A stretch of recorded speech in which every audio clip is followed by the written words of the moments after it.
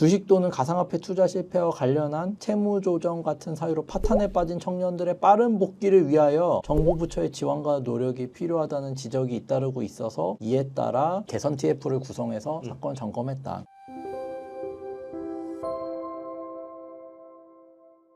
안녕하세요. 유익상 김은찬 변호사입니다. 요즘에 가장 사회적 이슈는 삼성과 하이닉스 주가 폭락이 큰 이슈가 되고 있어요. 언론을 통해서도 많이 보도가 되기는 하지만 저희는 개인회생을 하고 있기 때문에 체감을 하는 게 관련된 문의가 많이 들어오고 있죠. 최근 들어서 7월 달에 어마무시하게 폭락했잖아요. 그렇죠. 그거에 비례해서 주식 투자 실패했는데 이제 개인회생 가능하겠냐. 이런 문의도 눈에 띄게 급증하고 있는 형태인 것 같아요. 그리고 반대 매매가 나가거나 이런 경우는 그 자체가 손실이 크게 잡혀버리기 때문에 새롭게 주식 투자를 해서 벌어보자. 요게 끝나야지 저희한테 오시는 것 같거든요. 채무자분들 특징이 어쨌든 주식으로 손실을 보면은 새롭게 대출을 받아서 다시 주식을 해서 벌어보자. 이게 계속 반복하다. 아 이거 안 된다 하면은 개인회생 도산 이런 절차들을 좀 알아보시는 것 같은데 이런 게 이제 저희한테 문의가 많이 오고 있다는 거는 지금 어쨌든 상황적으로 봤을 때는 최근에 대출이나 레버리지 투자가 성행했었던 것이고 그로 인해서 주가 폭락이 있었을 때 채무자들의 상황 자체가 굉장히 안 좋아지는 상황이 흔하게 목격이 가능하다. 상황을 객관적인 수치로 설명을 드려보려고 공부를 좀 해봤는데 26년 7월 코스피가 한 달간 33% 하락했다고 그래요. 그리고 사상 처음으로 이틀 연속 서킷 브레이커 계속 반복되는 변동성 장세가 이어지고 있는 상황입니다. 그래서 반대 매매가 문제가 많이 됐는데 반대 매매는 하루 만에 340% 급증했고 33조 원 규모의 신용미수 비투 물량이 강제청산 위험에 노출되어 있다라는 기사가 있더라고요. 여기 이제 설상가상으로 금리 인상 관측이 겹치면서 미국의 고금리 장기와 자산 가격 급락이라는 상황이 왠지 예전에 봤었던 2022년의 어떤 그런 모습을 보는 것 같아요. 좀 어떻게 보시나요? 한국은행이 기준금리를 굉장히 가파르게 올렸어요. 미국이 올리면서. 그래서 이제 기준금리가 0.5여서 거의 제로금리 시기였다가 그렇죠. 유동성을 회수하려다 보니까 3.5%까지 이제 급격하게 쭉 올렸는데 이때에도 7월에 코스피가 33% 빠졌다고 말씀하셨지만 21년 하반기부터 코스피도 34%, 35%가 이제 폭락해서 3분의 1이 지금 증발한 상황이거든요. 더군다나 이제 앞으로도 글로벌리 금리 인상이 거의 뭐 기정사실화되어 있는 상황이다라고 하는데 그런 부분까지 생각을 해보면은 21년, 22년도의 상황이 이제 데자뷰 되는 것 같아요. 그 당시에 어떤 일들이 있었냐? 21년도, 22년도에 특히나 이제 개인회생 파산 분야에 있어서 회생법원들은 어떤 대책을 마련을 했고 이게 전국적으로 어떤 상황이 있었냐를 한번 좀 돌이켜 보면서 현재 이제 주식 폭락으로 고민하시는 분들, 고통받으시는 분들 많으실 텐데 저희가 그때 상황을 반추하면서 이런 거는 좀 조심해야겠다. 이런 부분은 미리 대비를 하고 있어야겠다.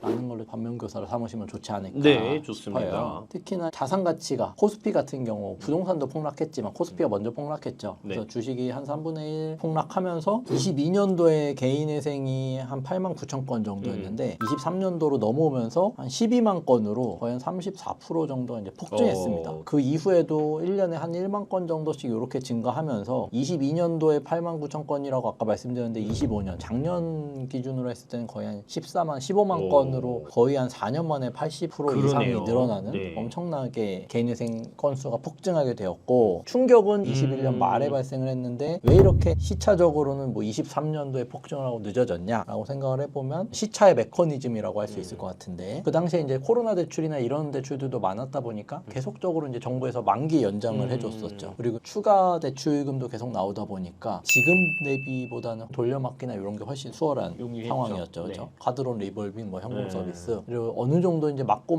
버티다가 더 이상 돌려막기까지도 안 되는 상황에서 이제 신청을 하시다 보니까 그 다음에 아니면 그 이듬해 신청이 폭증하게 된 상황인데 과거에 이런 패턴에 비추어 본다면은 만약에 이런 상황이면은 26년 이번에 하반기 내지는 한 27년도 정도에 이 개인회생이 또 이제 폭증할 수밖에 없는 상황이 아닌가라는 좀 걱정은 되고 올해 같은 경우에도 1월부터 4월까지만 하더라도 이미 개인회생 건수는 역대 최대라고는 해요. 작년보다 10% 그죠? 증가했다고 근데 지금 뭐 주식 시장 하락에 더해서 금리 인상까지 겹쳐진다라고 하면은 올해에는 정말 역대 최대를 찍는 거는 뭐 거의 기정사실화된 상황이 아닌가라는 생각이 좀 듭니다. 그리고 특히 이제 이재명 정부 들어오면서 나오면서 대출을 워낙 조여놓은 상황이라서 그 당시에 대출 실행 가능했던 거랑 지금이랑 비교하면 또 대출이 안 나오기 때문에 개인 회생으로 넘어오시는 분들이 특히 많을 것 같은데, 그럼 좀 이런 궁금증이 있을 것 같아요. 주식으로 손실 본 사람들은 이제 뭐 다른 제도가 아니라 왜 개인 회생으로 몰릴까, 이런 어떤 질문을 한번 해볼 수 있을 것 같은데 어떻게 보실까요? 저는 이제 파산이냐 회생이냐 요 관점만 놓고 본다면, 주식 투자를 하셨고 그 주식 투자를 하기 위해서 빚을 낸, 신용으로 빚을 낸 분들이라고 하면 어느 정도 일정 소득이 뒷받침주고 현금 흐름이 있어야만 이런 신용 대출이라든지 신용 공여가 가능하기 때문에, 결국에는 이분들은 직장이라든지 개인 사업체를 운영하든지 일정 부분 소득이 있는 분들일 기본 수밖에 신용은 없단 있는 말이에요. 분들이다. 그죠? 네네. 그러니까 소득이 있는 분들이기 때문에 파산은 원칙적으로 소득이 있으면 어려우니까 회생이 제1의 옵션이 될 수밖에 없었을 것 같고, 현재 기간을 놓고 보더라도 회생은 3년, 최장 5년이니까 빨리 끝날 수 있는 이점이 있기도 하고, 파산 같은 경우에는 주식 투자로 손실을 봐서 파산을 하게 되면 이건 면책 불허가 사유이기 때문에 어쩔 수 없이 이제 옵션은 회생으로밖에 이제 기울 수밖에 없지 않았나, 그런 상황인 것 같습니다. 그리고 개인 회생 어떤 제도적 변화도 주식, 코인, 투자 손실금을 청산가치에 반영하지 않는다라는 회생법원의 실무준칙이 안착됨에 따라서 주식 손실을 본 채무자들에게는 부합하는 그런 제도로 기능을 하면서 상대적으로 이제 신보기의 워크아웃 제도랑 비교했을 때도 좀 메리트를 가지게 되는 그런 측면도 있을 것 같아요. 다음 질문으로 넘어가 본다면은, 주식으로 날린 돈도 회생이 되냐, 요거에 대해서 많이들 궁금해 하시거든요. 여기서 이제 또 파생되는 의견 자체는, 투자 실패로 빚을 진 거는 투자자의 책임인 건데 법원이 넘어가 주냐,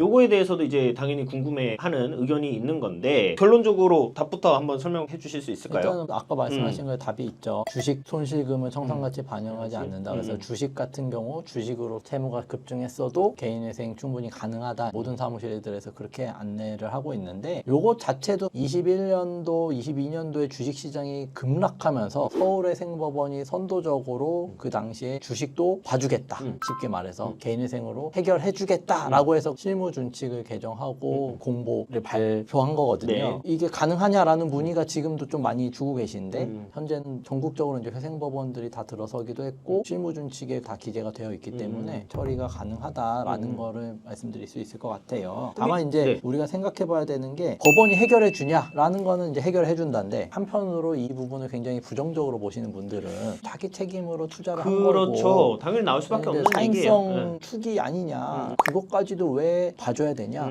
해결을 해주냐, 본인 책임으로 투자를 했으면 그 책임도 온전히 본인이 감당해야지 라는 부정적인 시각이 있는데, 요거에 대해서는 어떻게 생각하시는지. 그러니까 뭐 이제 사실 그거죠. 주식 투자를 해서 돈을 벌면 그거는 다 가져가는 건데, 돈을 잃은 거는 상감을 해주는 게 맞냐. 대출을 받아서 주식 투자를 해서 투자 손실이 발생했을 때 그 대출금을 개인회생 절차에서 일부 금액을 면책시켜주는 것이 정당하냐라는 비난이 당연히 이제 뭐 제기될 수밖에 없는 것이고요. 그거에 대한 의견은 다 다를 수 있는데, 현실적인 측면만 놓고 봤을 때 주식을 대출을 받아서 내가 뭐 주식을 했건 뭘 했건 지금 해결이 안 되잖아요. 지금 이 사람은 원리금조차 못 갚는 상황이란 말이에요. 해결을 하려면 추가 대출을 받아야 되고 카드론하고 더 음성적으로 내려가거든요. 이런 부분을 나라 차원에서 관리를 해서 막아야 되고, 그런 측면에서는 개인회생 제도에서 도와줄 수밖에 없는 현실적인 일단 문제가 있다. 그런 지점이 있을 것 같고요. 파산 같은 경우는 비면책 사유로 규정을 하고 있잖아요. 주식 같은 경우는 주식이 주채무 증대 경위인 경우에는 비면책을 통해서 파산 절차에서는 페널티를 사실 가하고 있는, 사실상 파산이 안 되는 거죠. 실효성이 이제 없는 것인데, 개인회생은 또 파산이랑은 다르고 그런 규정이 없거든요. 법원에서 예전에, 지금은 청산가치에 반영하지 않겠다라고 했습니다만, 근데 지금 또 일부 법원에서는 청산가치에 반영을 하도록 하고 있어요. 청산가치에 반영하는 형태로 주식 손실 본 부분은 청산가치에 넣어서 그만큼은 적어도 갚아라는 고정이 나왔었거든요. 그 부분에 대한 정당성도 한번 검토를 해보면, 물론 지금 이제 청산가치에 반영하지 않는다라는 실무준칙 발표했지만 그거는 맞다라고 봐요. 청산가치에 반영하지 않는 것이 법리적으로 봤을 때. 그래서 이제 논거 자체는 뭐냐면은, 청산가치는 저의 재산이거든요. 파산을 했을 때 가져갈 수 있는 돈이잖아요, 채무자가. 그런데 주식에서 날린 걸 어떻게 가져가요? 이거 재산으로 볼 수가 없잖아요. 이걸 임의로 청산가치에 넣으라는 거는 개인회생 하지 말라는 것과 다르지 않고, 법률적으로 엄격하게 봤을 때는 내용이 어려울 수 있겠지만은 적당하지 않다. 그러니까 청산가치 제외를 하도록 하는 실무준칙이 옳고, 연장선에서 개인회생 절차를 진행하는 것 자체는 도덕적인 문제 제기는 있을 수 있겠으나 법리적으로 봤을 때는 타당하다라는 게 저의 의견입니다. 물론 이제 그거에 대해서 비난을 하실 수는 있겠지만 저의 의견은 그렇습니다. 어떻게 보시나요? 많은 돈을 벌려고 본인이 리스크 큰 투자를 했으면 그에 대한 리스크도 온전히 감당해야지 라는 게 이제 그런 따가운 시선인 것 같아요. 그거에 대한 답은 옳고 그르냐의 판단의 문제라기보다는 정책적인 부분일 것 같거든요. 그렇죠. 말씀하신 것처럼 네. 결국에는 이 사람들 당장에 해결할 수 없는 상황인 거고 이대로 방치를 해서 그 리스크 감당한 거니까 온전히 책임을 져야지 라고 한다면 결과만 놓고 본다면 이분들이 현실적으로 해결할 수 없는 상황에서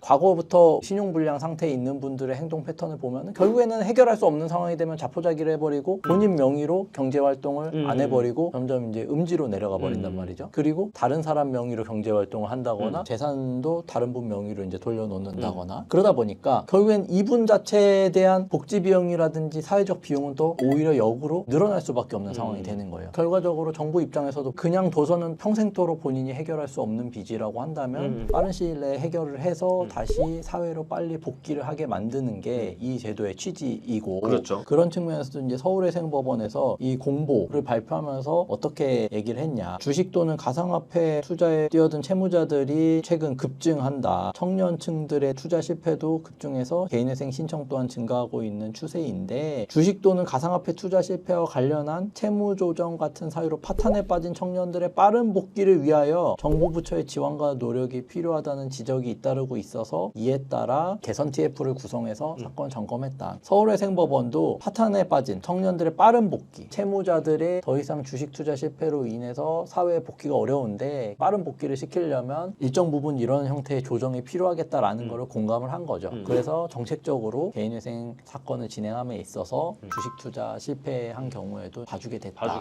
이런 사회적 배경이 있다라는 거를 고려해야 될 것 같아요. 요거 한번 질문 드려보고 싶어요. 부산회생법원 같은 경우에 실무준 측에 3년 초과의 변제 기간을 정할 수 있는 경우로 무분별한 투자 등 불성실한 소비가 있는 경우에 변제 기간을 3년을 초과하도록 할 수 있다라는 실무준칙이 있어요. 부산회생법원의 좀 특징적인 실무준칙인데 부산에만 있죠. 그리고 그걸 대구에서 차용을 했죠. 청산가치의 너랑 주식 손실금을 그대로 너의 재산으로 봐서 없지만 재산으로 보겠다는 내용은 아니고 불성실한 소비가 있는 경우 변제 기간 자체를 연장해서 일반적으로 3년이면 끝나는 거를 변제율을 조금 더 높이도록 하는 뭐 일종의 페널티를 주겠다라는 것인데 실무준칙 자체는 정책적으로 정당하다라고 보실까요? 같이 판단의 문제인 것 같은데 저는 내용을 실무준칙에 기재하는 것 자체는 바람직하지 않다라고 보는 입장이긴 합니다. 왜냐하면 무분별한 투자다. 여기 내용 자체를 보면 무분별한 투자, 불성실한 소비라고 규정을 해놨단 말이죠. 무분별한 투자의 기준은 뭐냐? 불성실한 소비의 기준은 뭐냐라는 게 모호한 개념으로 규정되어 있고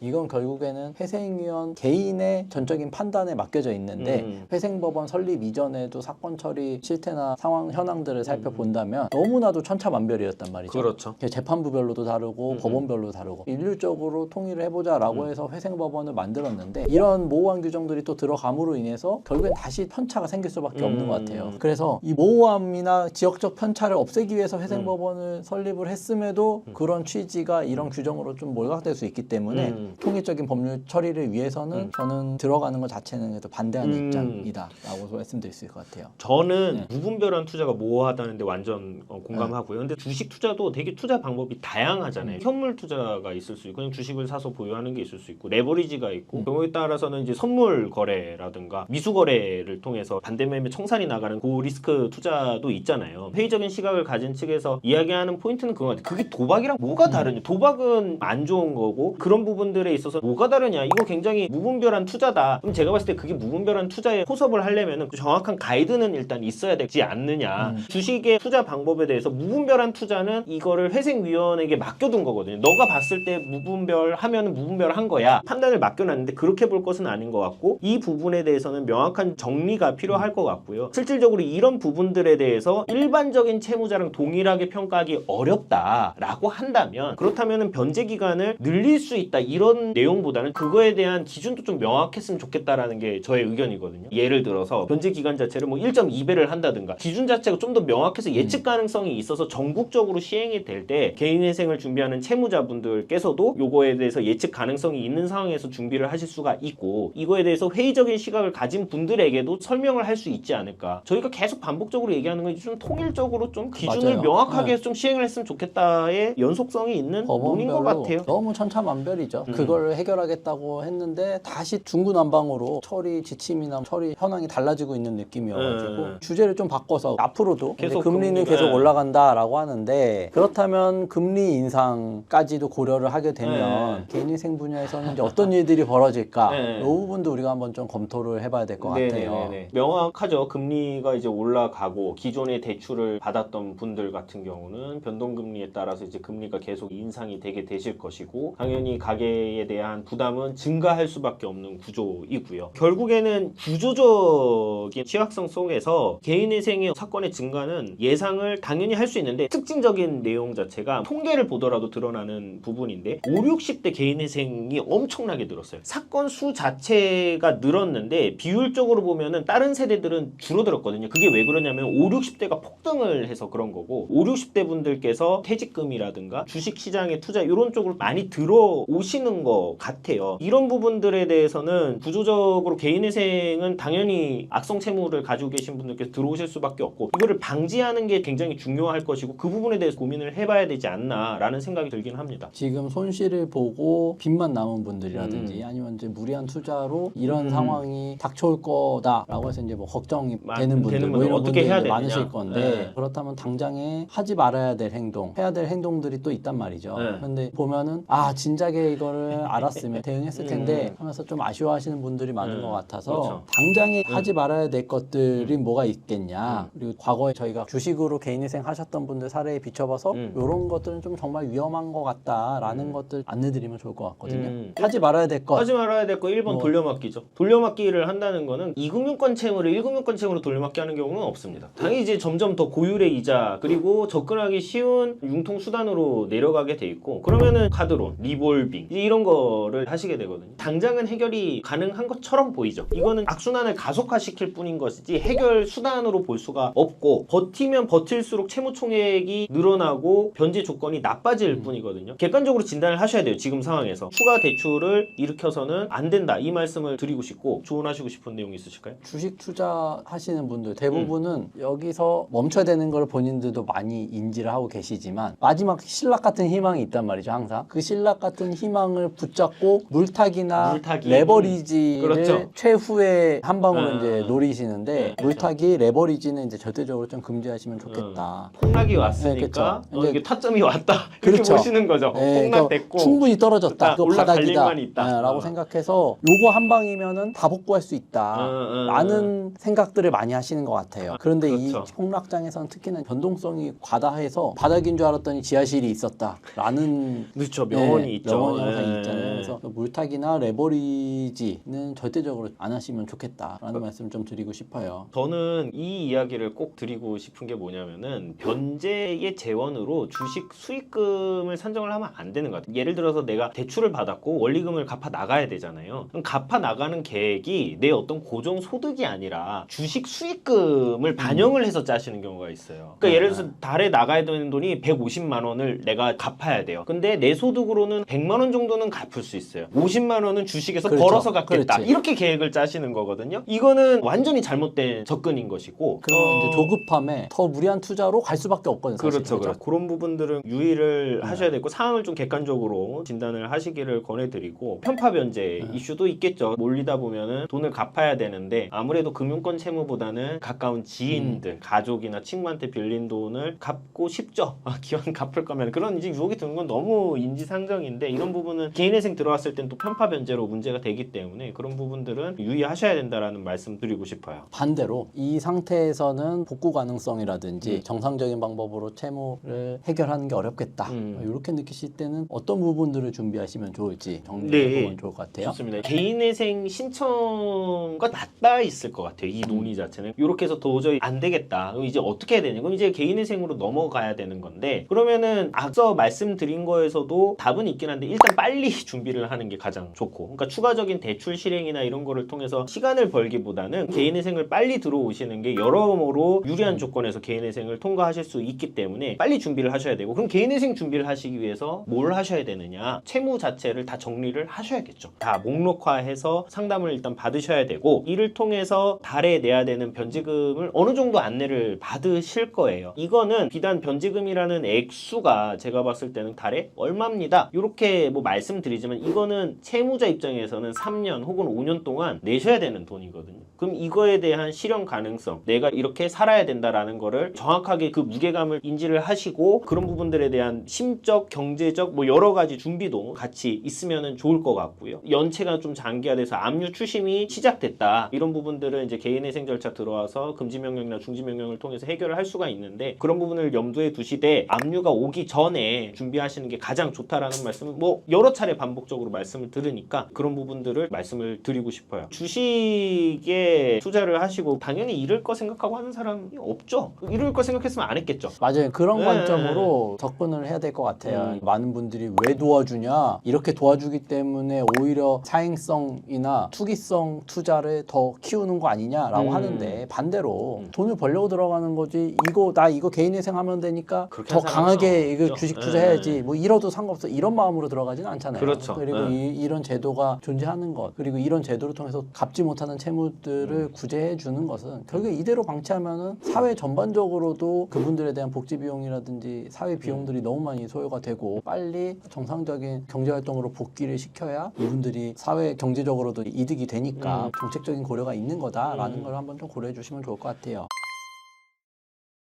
최근에 워낙 이제 이슈가 되고 주식으로 피해를 보신 분들도 많으시고 피해를 보신 분들이 또 대다수는 원래 경제적으로 좀 어려우셨던 분들이 또 많이 있기 때문에 그런 분들이 어떻게 대응을 하시면 좋고 그다음에 개인회생 절차에서 주식의 손실금을 어떻게 바라보고 있는지에 대해서 설명드리는 시간을 가져보았어요. 만약에 지금 당장 주식 손실로 대안책이 필요하다라고 하신다면 상담 문의 주시면 언제든지 저희가 친절하게 상담을 드릴 것이고 보다 근원적으로 저희가 이 영상을 촬영을 한 것은 이런 구조적으로 주식에 어떤 손실이 발생했을 때 개인회생 절차를 들어올 수 있으니 해결 개인회생 가능합니다. 이거를 말씀드리려고 한 것은 아니고 이런 사회적 문제가 있으니 무리한 투자 자체는 객관적으로 경제적 상황을 좀 진단하셔서 잘 좀 하시라는 취지에서 말씀을 드렸다라고 봐주시면 좋을 것 같고요. 사회적인 이슈 관련해서 저희가 논의할 내용이 있으면은 또 한번 좀 주제 마련해서 이야기해보면 좋을 것 같아요. 오늘 영상 즐겁게 보셨으면 구독, 좋아요 부탁드리고요. 저희 다음번에 더 좋은 영상으로 찾아뵙도록 하겠습니다. 감사합니다.